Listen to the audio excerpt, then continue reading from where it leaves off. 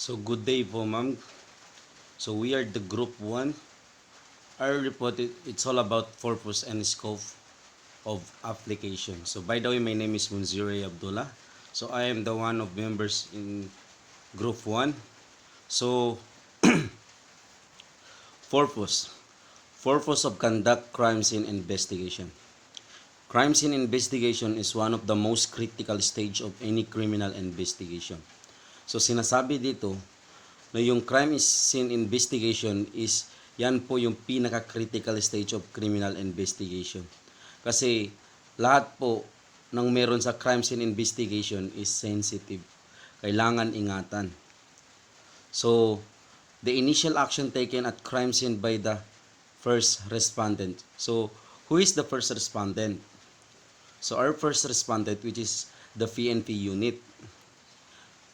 So, investigator and SOCO team members at the outside of the investigation are such of vital importance that oftentimes their action would determine the outcomes of investigation.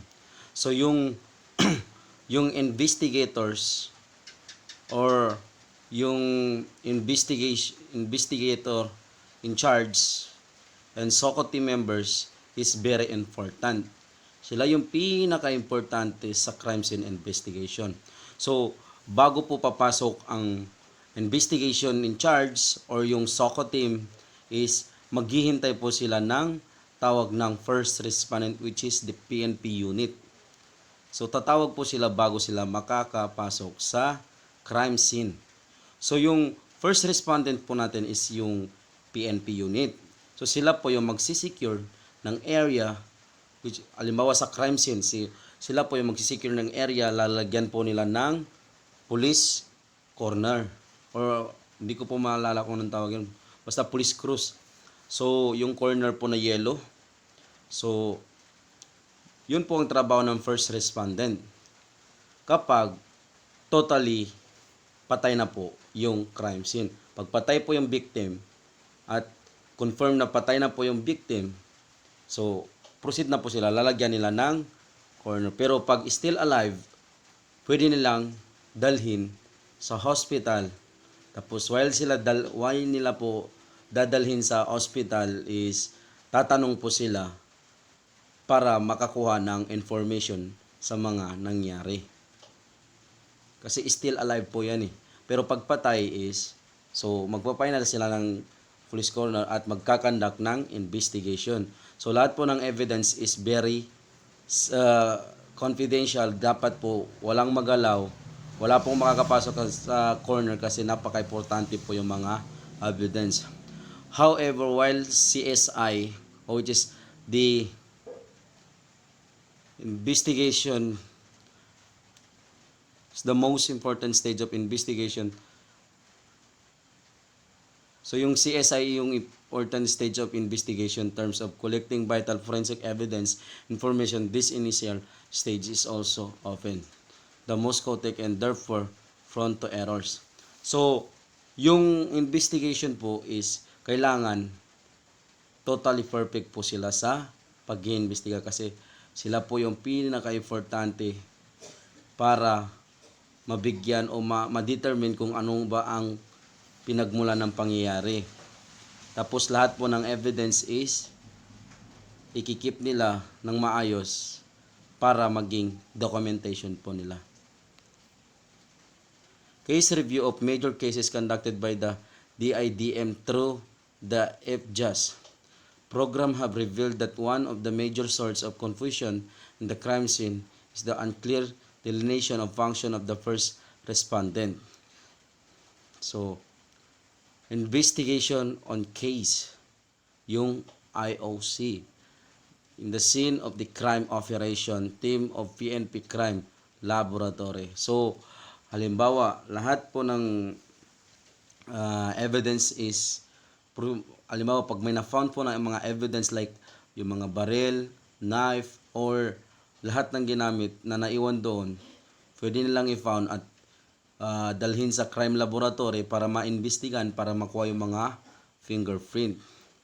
While the PNP mandated the PNP Crime Laboratory to conduct SOCO early in 1996, this relatively new doctrine utilizing the SOCO team in the collection of forensic evidence, the crime scene necessitates that issues of protocol if only done to function responsibility and accountabilities of each member of the CSI team. So, bawat po sa team ng like for example sa team ng Soko, so hindi ako nagkakamali, 8 po yan sila. So, bawat team is may naka-assign na trabaho. Kasi may magmamanage pa sa kanila yung officer nila, yung high officer nila. So, lahat po sila is bibigyan ng trabaho. It is imperative to remember, however, that investigation of case has the primary responsibility over the crime scene and takes control and supervision in the overall crime scene investigation.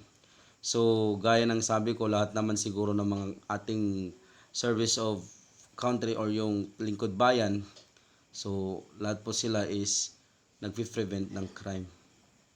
A systematic and organized procedure on crime scene investigation, therefore, the key to ensuring that all potential physical evidence are properly preserved and collect at all possible witness are identified and documented, and all the necessary basis and procedures are undertaken properly. So, gaya ng sabi ko, by step po sila lahat. Napaka-sensitive po sila sa evidence kasi kailangan po. Like for example, may na-found sila na evidence or yung sa crime scene, yung tao, yung victim. So, may mag-i-sketch po sa lahat-lahat ng mga evidence yan. May magpo-photograph. Kasi ganyan po yung mga evidence para malagay nila sa documentation na ma-preserve nila sa taas. For the purpose of this SOP, Crime Scene Investigation or CSI should refer to all the investigative procedures undertaken at the crime scene commencing from the arrival of the PNP first respondent. So, ganun po talaga yung purpose ng SOP, Crime Scene Investigation, para ma-determine kung ano or ano ba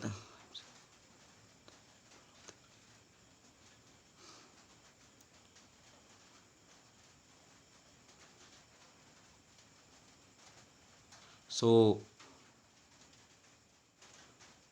respondent to the arrival of duty investigation IOC and the SOCO team until the lifting of the security cordon and the release of the crime scene.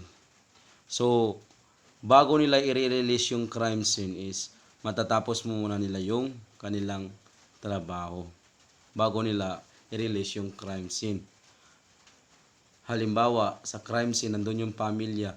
So, hindi po talaga natin pwedeng papapasukin sila sapagkat iimbestigan po nila. Bago po nila ma-release ang crime scene, pagtapos na po ang ating CSI or yung SOCO team.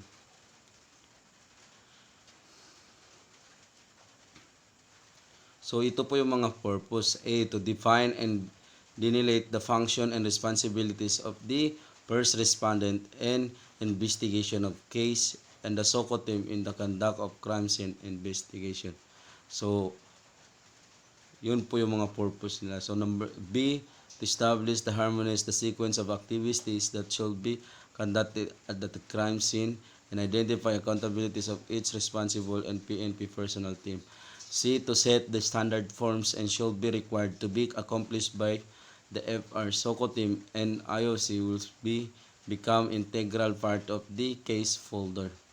To minimize the most common mistake committed by the investigators and ensure the potential physical evidence is not contaminated, destroyed, and potential witness are not overlooked. A, to ensure that lives are safe and that security and safety of the PNP and CSI personnel, FR, IOC, SOCO are enhanced. So, ganun. F, to ensure that the CSI procedures are conducted properly, efficiently, effectively to ensure the admissibility of collected evidence in court, and to address mitigate the to address the mitigate the investigation procedure weakness identified during the conduct of case reviews. So, gaya ng sabi ko, ang first respondent natin at saka yung CSI, Crime Scene Investigation, at saka yung SOCO team is step by step yung kanilang trabaho sa crime scene. Napaka-confidential po or napaka-sensitive kasi lahat ng ginagawa nilang pag-iimbestiga is kailangan malinis. Nasasabi naman dito, kailangan clean para ma-present sa court. So the continuation of scope and of application is my partner, which is Nelson Dadibas. Continuation of this video.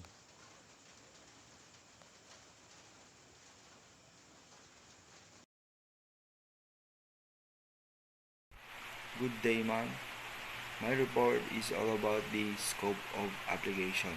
So, this SOP applies to all crime scene investigation undertaken by the PNP.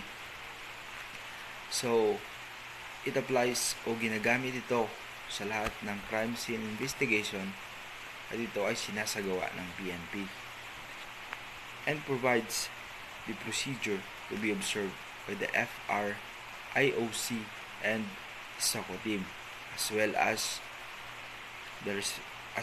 the report formats that they shall be required to be prepared.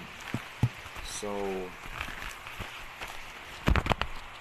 ito na rin yung first responder ay IOC at ang SOCO team ang natasan sa pag-provide ng mga procedure upang mag-observe sa crime scene. Pati na rin ang mga reports format that shall be required to be prepared. So,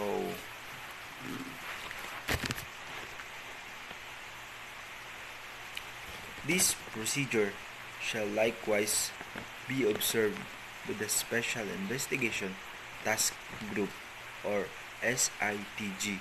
So, at maging ang SITG or Special Investigation Task Group, ito rin yung ginagawa. So, pareho or ito rin ang kanilang function.